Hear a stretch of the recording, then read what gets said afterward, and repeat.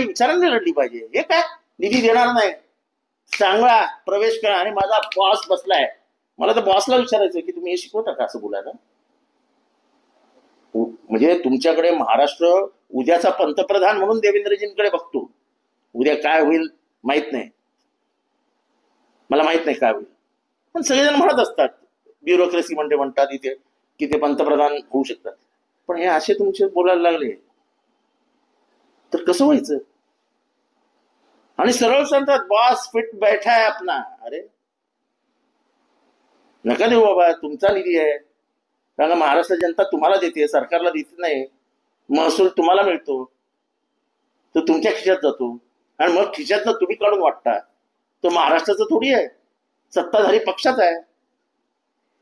मग आमदारांना पण सांगून टाकायचं की येत जाऊ नका विधानसभेत, काय ऐकणार नाही तुमचं. चालू दे, हेच आहे ना, हेच रिपेअर करा. आणि हे रिपेअर करणारा एकमेव माणूस शरद पवार. नितेश सावंत कोणाचा माणूस आणला कोणी राजकारणात त्यांना, कोणाचा माणूस. जाऊ द्या, कशाला आम्हाला मग काढायला लावताय सगळं. महादेव मुंडे प्रकरणाची आता चौकशी होणार आहे. महादेव मुंडेचे प्रकरण होतं, आपण देखील विधानसभेत देखील मागणी केली होती. आपण मुद्दा सगळ्यात जास्त उपस्थित. काही होणार नाही हो, मी तुम्हाला सांगतो. काल एक गुन्हा दाखल झाला बीडमध्ये, निवडणुकीचा गुन्हा.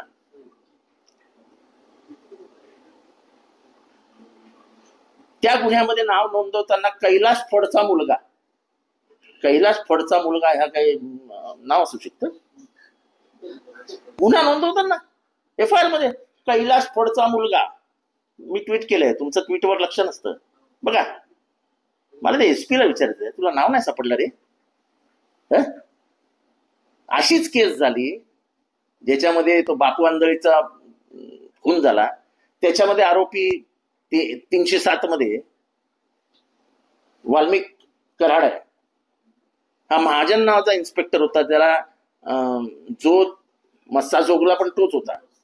म्हणजे त्या पोलीस स्टेशनला तोच होता जेव्हा हे मर्डर झाला. आणि त्याने जर लगेच पाऊल टाकला असता तर हा वाचला असता, संतोष देशमुख. त्याने काय लिहिलं, वाल्मिक अण्णा. चार्जशीट मध्ये वाल्मिक अण्णा. अरे वाल्मिक अण्णा कोण? संतोष अण्णा, दीपक अण्णा, हे नाव माहिती आहेत ना मला मुंबईची. तो एक मोठा होता ना, काय तो दुबई मध्येच मारले गेला. ते सगळ्या अण्णांची टीम आम्हाला माहिती आहे. हे वाल्मिक अण्णा कोण? आता या इन्स्पेक्टरला माहित नाही तो वाल्मिक कराड आहे. ही नवीन स्टाईल आहे. मी तो FIR पण टाकलाय ट्विट मध्ये, दाखवा. नाही पोलिसांना प्रश्न विचारा की तुम्हाला यांचं नाव माहित नाही का? टीव्हीवर दिसतोय, त्या सगळ्या ह्याच्यावर दिसतोय CCTV कॅमेरामध्ये. आणि 89 दिवसानंतर पोलिसांना सुचलं केस करावी. वा वा वा वा, टाळ्या वाजून स्वागत केलं पाहिजे पोलिसांचं की कमीत कमी उशिरे कळणार जाग आली. सर, करुणा मुंडेंच्या तक्रारीनुसार मंत्री धनंजय मुंडेंना काढण्या दाखवायची नोटीस दिली आहे. करुणा मुंडेंच्या नावाने असलेली मालमत्ता निवडणूक शपथपत्रात न दाखवल्यामुळे आरोप आहे. मला मी वैयक्तिक कोणाच्या आयुष्यात जात नाही आणि मला हा प्रश्न करुणा मुंडे हा माझ्या विषयच नाही चर्चेचा. अजित पवारांना सूर्यदास यांची भेटीची वेळ दिली. मला काय करायचं त्याच्याशी? मलाही देत नाहीत वेळ. तुम्ही तिची बातमी केली का घरी? अनेक वेळा मी भेट मागतो, कुठे देतात अजित पवार भेट? तेव्हा अजित पवारांनी पण शरद पवारांकडे शिकावं. हे जेवढे आहेत ना आज मंत्रिमंडळात, सगळ्यांनी शिकावं. जेव्हा ते सत्तेत होते तेव्हा सकाळी कुठलाही खासदार गेला, तो कुठल्याही पक्षाचा असो आणि कोणाकडेही त्याचं काम असो, 1 मिनिटात फोन लावून काम करून द्यायचे. ते शरद पवार आहे. शरद पवारांकडनं आजच्या राजकारणात चाललेली जी काही दुर्दशा आहे राजकारणाची, जी आपली एक संस्काराची झालर होती, ती जे फाडण्याचं काम करताय ना, ते शरद पवारांच्या राजकारणाने शिवली जाईल. ठीक आहे ना.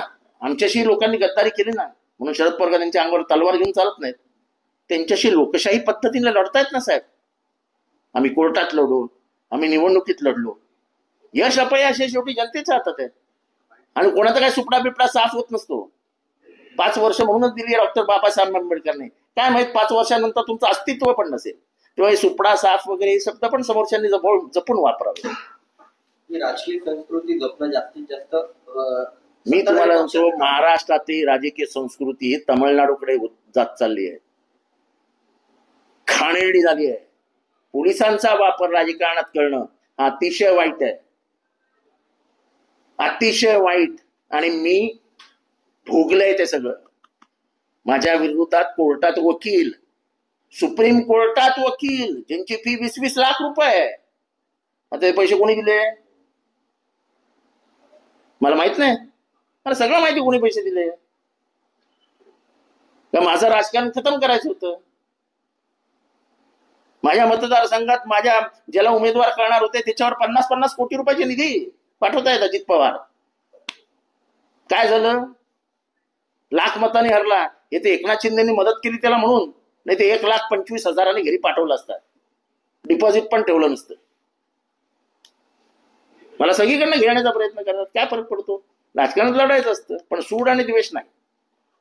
तुम्ही ट्विट केलं दुहेरी मापदंड कशातच योग्य नाही. तुम करे सो रास केला, हम करे सो करेक्ट. मी केलंय ना, ट्विट केलंय. मला वाटतं तुम्ही हुशार आहात समजावून. तुम्हाला समजलं असेल, नसेल समजलं तर सॉरी.